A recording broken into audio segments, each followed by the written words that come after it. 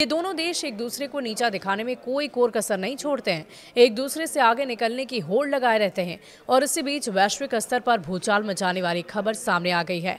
America के राष्ट्रपति Donald Trump अगले साल चीन दौरे पर जाने वाले हैं। चीनी राष्ट्रपति के बुलावे पर शी जिनपिंग चीन जाएंगे। अपने सोशल मीडिया अकाउंट से इसकी जानकारी उन्होंने साझा की है। ये घोषणा दोनों नेताओं के बीच हुई बातचीत के बाद ट्रंप ने की। इस दौरे की वजह क्या हो सकती है, आपको विस्तार से बताते हैं। देखिए, ट्रंप और पुतिन में फोन पर बातचीत हुई। उन्होंने बातचीत में यूक्रेन रूस युद्ध, फेंटानिल ड्रग, सोयाबीन सहित अन्य खेती और अन्य चीज़ों पर बात की और कहा कि हमारे ग्रेट फार्मर्स के लिए एक अच्छी और बहुत ज़रूरी डील है। ये आगे और भी ज़्यादा बेहतर होगी। इन दोनों नेताओं ने बीते 3 हफ्ते पहले दक्षिण कोरिया में एक सफल रूप से मीटिंग की थी। हाल के दिनों में दोनों नेताओं के बीच संबंध अच्छे नजर आ रहे। ट्रंप ने यह बताया कि अमेरिका साल के आखिरी में शी जिनपिंग की अगवानी करेगा। चीनी सरकार ने भी इस कॉल की पुष्टि की है। शी जिनपिंग ने बातचीत में ताइवान पर अपना पुराना स्टैंड दोहराया कि ताइवान चीन का हिस्सा है और दूसरे विश्व युद्ध के बाद बने अंतर्राष्ट्रीय नियमों की रक्षा करनी चाहिए। शी ने इस बात पर भी जोर दिया। चीन और यूएस ने फांसीवाद और मिलिट्रिज्म के खिलाफ कंधे से कंधे मिलाकर लड़ाई लड़ी। दोनों नेताओं ने यूक्रेन में शांति की कोशिश का समर्थन करने की बात कही। ट्रंप एडमिनिस्ट्रेशन ने एक सीनियर अधिकारी ने कॉल को कंफर्म किया, लेकिन ये बताने से इनकार किया कि इसे किस पक्ष में शुरू किया गया है। ये कॉल ट्रंप और शी की 30 अक्टूबर को बुसान में हुई मुलाकात के कुछ हफ्ते बाद आई। दोनों देशों के बीच हुई मीटिंग से बढ़े हुए तनाव में काफी हद तक नरमी आई है।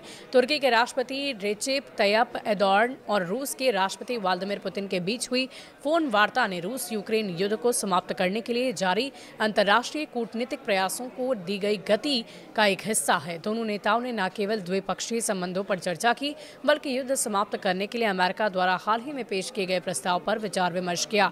प्रेसिडेंसी के संचार निदेशालय ने बताया कि बातचीत के दौरान एर्दोगान ने स्पष्ट कर दिया है कि तुर्की निष्पक्ष और अस्थायी शांति स्थापित करने के लिए हर कूटनीतिक पहल में योगदान को बिल्कुल तैयार है। रूस और यूक्रेन के बीच सीधे संवाद को बढ़ावा देने और शांति प्रयासों में सक्रिय भूमिका निभाने के लिए प्रतिबद्ध हैं। उन्होंने ये भी संकेत दिया कि क्षेत्र में स्थिरता के लिए तुर्की किसी भी रचनात्मक पहल का हिस्सा बनने को तैयार है।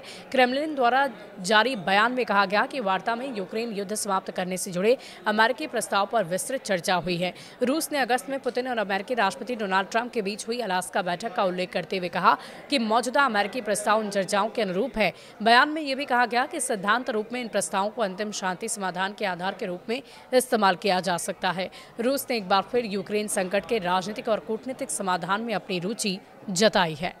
इसके साथ ही अमेरिकी राष्ट्रपति डोनाल्ड ट्रंप ने बताया कि उनकी चीन के राष्ट्रपति शी जिनपिंग से फोन पर बातचीत हुई है। बहुत अच्छी और सकारात्मक बातचीत रही।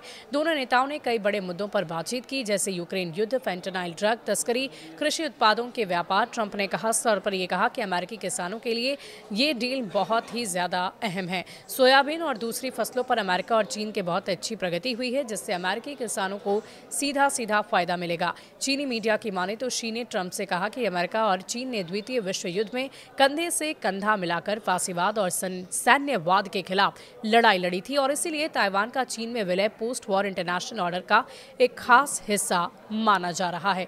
अब आपको ये बता दें, दोनों देशों के बीच तनाव बिल्कुल बरकरार है और वो उभर कर आया भी है। चीन के राष्ट्रपति शी जिनपिंग ने अमेरिका के राष्ट्रपति डोनाल्ड ट्रंप से फोन पर बातचीत करते हुए स्पष्ट कर दिया कि ताइवान को लेकर चीन के रुख में कोई बदलाव नहीं है। उन्होंने कहा कि ताइवान हमारा होगा, यही उसका भविष्य है। ताइवान की चीन में वापसी द्वितीय विश्व युद्ध के बाद बने अंतर्राष्ट्रीय ढांचे का हिस्सा है। चीनी विदेश मंत्रालय के अनुसार शी जिनपिंग ने ट्रंप से कहा है कि ताइवान का चीन में विलय उस अंतर्राष्ट्रीय व्यवस्था से जुड़ा है जो अमेरिका चीन की साझी लड़ाई के बाद बनी थी। अब देखिए, नेताओं में बातचीत चल रही है। हालांकि चीन और अमेरिका के रिश्ते बेहतर होते हुए नजर आ रहे हैं। अभी आने वाले दिनों में डील हो सकती है, मुलाकात हो सकती है और मुलाकात में क्या बात बनती है ये भी देखने वाली बात होगी। आपका इस पूरी खबर पर क्या कुछ कहना है, हमें कमेंट सेक्शन में लिखकर अपनी राय जरूर दीजिएगा। शुक्रिया।